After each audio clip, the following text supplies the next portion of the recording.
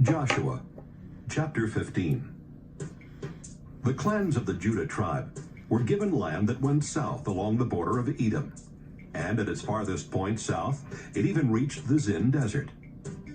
Judah's southern border started at the south end of the Dead Sea. As it went west from there, it ran south of Scorpion Pass to Zin, and then came up from the south to Kadesh Barnea. It continued past Hezron, up to Adar, turned toward Karka, and ran along to Asmon.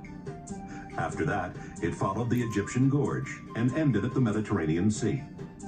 This was also Israel's southern border. Judah's eastern border ran the full length of the Dead Sea. The northern border started at the northern end of the Dead Sea. From there, it went west up to Beth Hogla, continued north of Beth Araba, and went up to the monument of Bohan, who belonged to the Reuben tribe. From there, it went to Trouble Valley and Deber, then turned north and went to Gilgal, which is on the north side of the valley, across from Adummim Pass. It continued on to En-Shemesh and Rogel, and up through Hinnom Valley on the land sloping south from Jerusalem. The city of Jerusalem itself belonged to the Jebusites.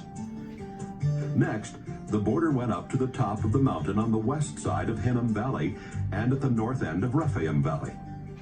At the top of the mountain it turned and went to Nephtoah Spring, and then to the ruins on Mount Ephron. From there it went to Baalah, which is now called Kiriath Jearim. From Baalah, the northern border curved west to Mount Seir, and then ran along the northern ridge of Mount Jearim, where Chesalon is located. Then it went down to Beth Shemesh and over to Timnah.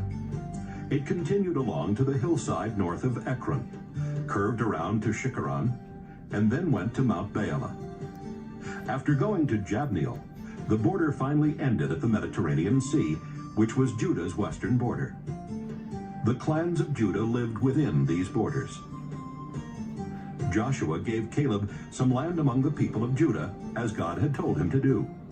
Caleb's share was Hebron, which at that time was known as Arba's town, because Arba was the famous ancestor of the Anakim.